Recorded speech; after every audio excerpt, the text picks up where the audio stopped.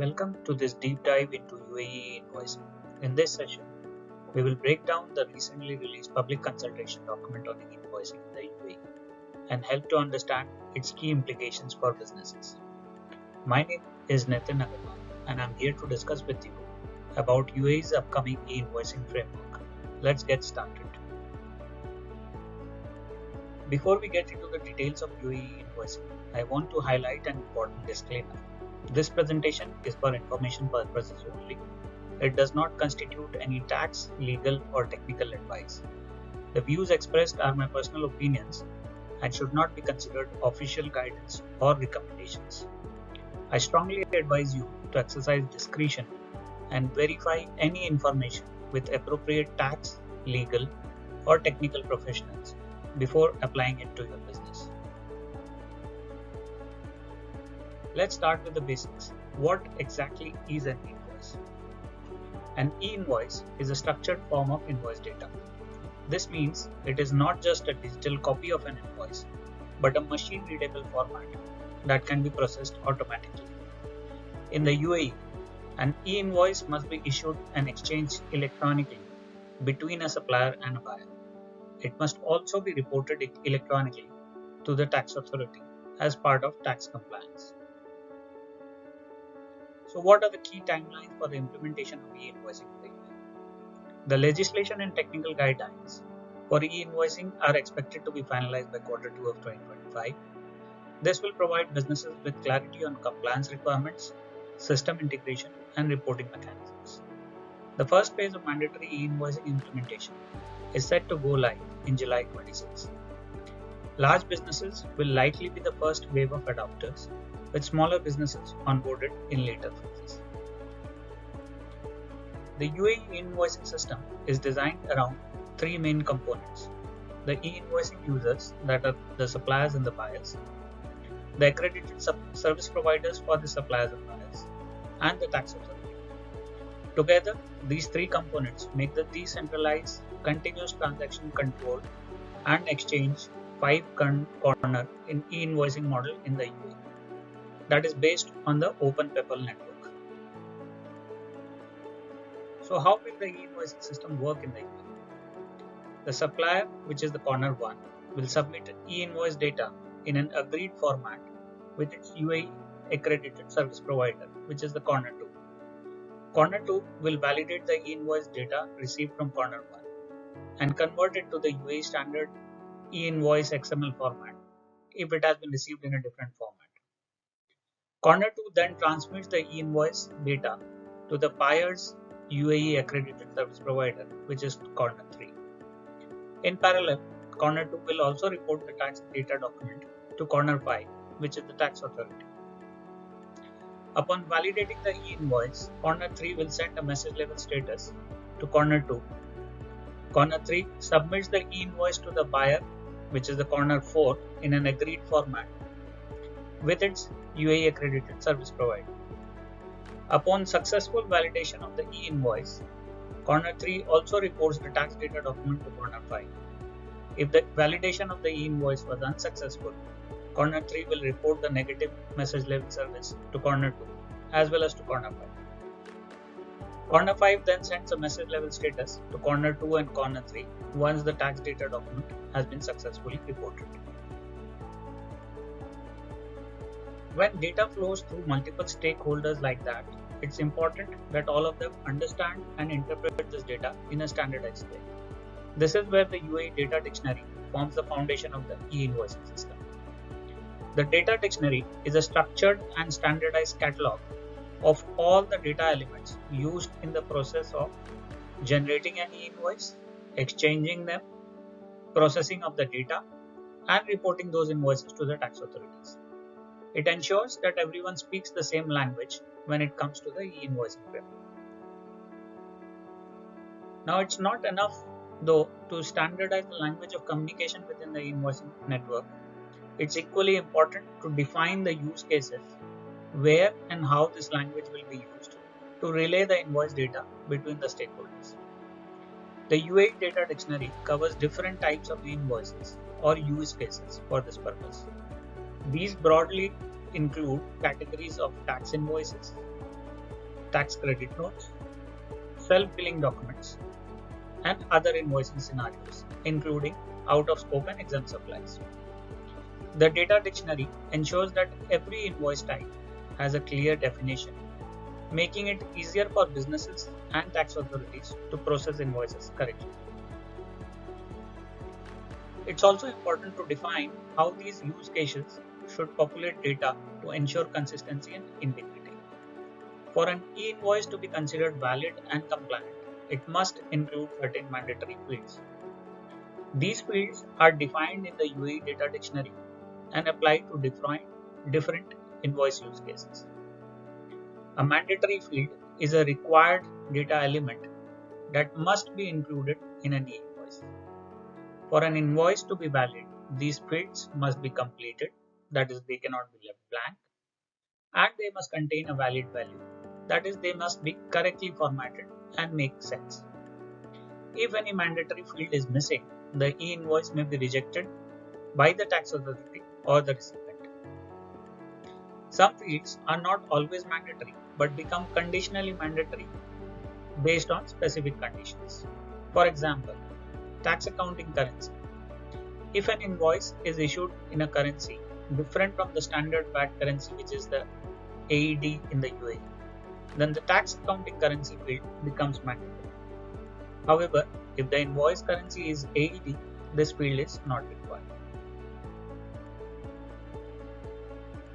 E-invoices contain various data fields, each with a specific meaning and purpose.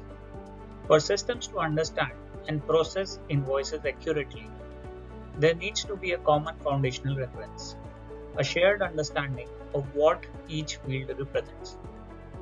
To ensure global interoperability and compliance, e-invoice fields are categorized as globally standardized fields, which are as per the PayPal format. These fields are recognized internationally in the PayPal network, ensuring that e-invoicing can be exchanged across borders also. These fields follow a standard naming convention. For example, IBT001, which stands for the invoice number, IBT002, which stands for the invoice issue date. Now, there are some UAE-specific fields in the UAE data dictionary. These fields are unique to the UAE's e-invoicing framework. These are specifically designed for the UAE VAT compliance and follow a different naming convention. For example, BTUAE 02, which stands for the Invoice Transaction Type Code, BTUAE 17, which stands for the Service Account. Now let's take a deeper look at how data fields are categorized within the UAE data dictionary.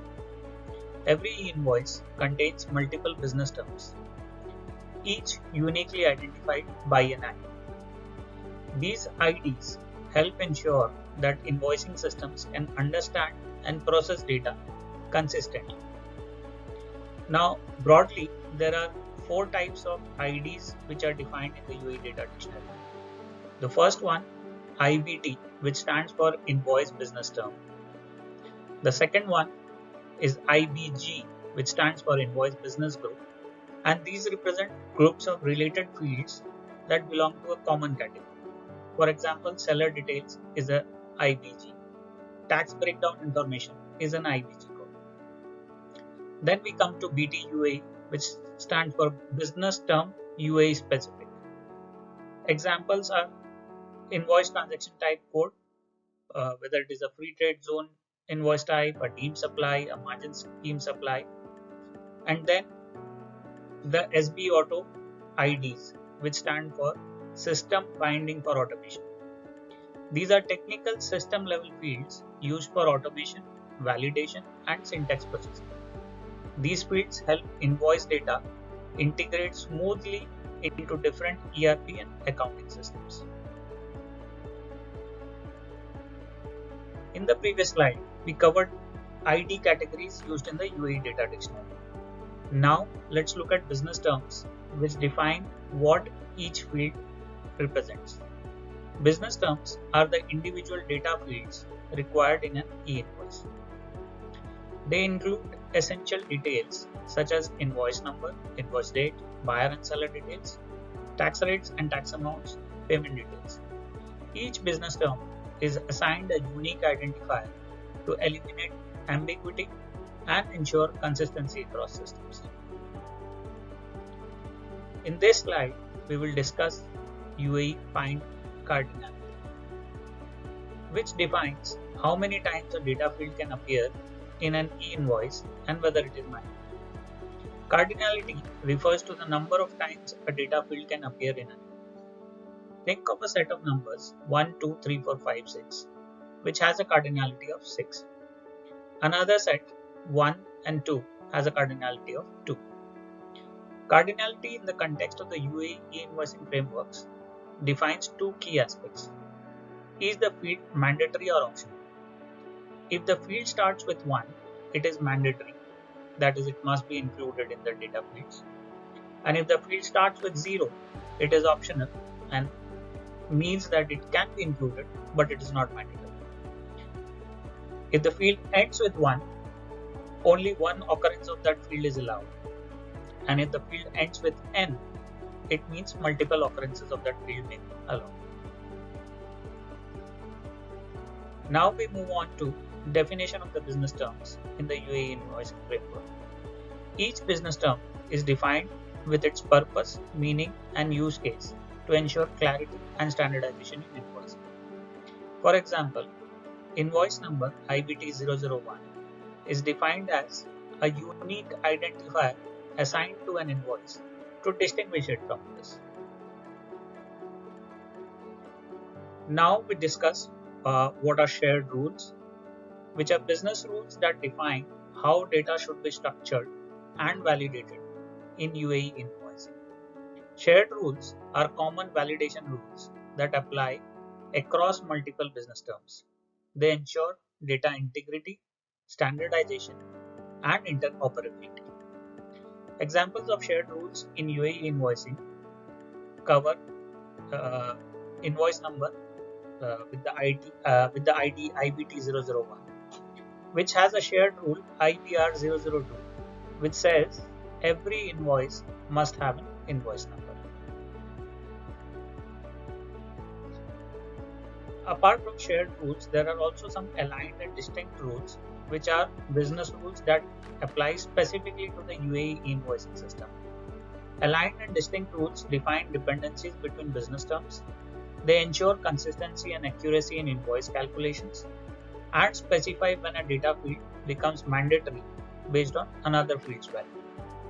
Unlike shared rules, which apply across multiple invoices and scenarios, aligned and distinct rules are specific to UAE regulations and address particular local business needs.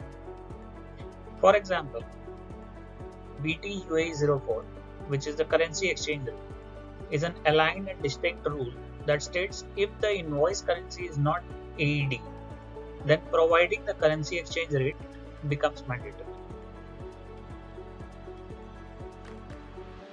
Now we move on to how different business terms in an invoicing are classified based on their applicability in various use cases. There are specific rules that define whether a data field is mandatory, conditional, or optional based on the invoice type and UAE wide law.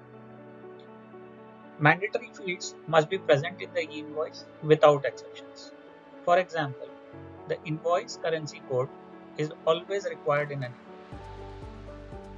Conditional fields are optional by default but become mandatory based on specific conditions. For example, the tax accounting currency. If the invoice currency is AED, then the tax accounting currency is not needed. However, if the invoice currency is not AED, the tax accounting currency becomes mandatory to specify the applicable tax currency. Now, apart from mandatory and conditional fields, there are also a third category of fields which are not required but can be included everywhere.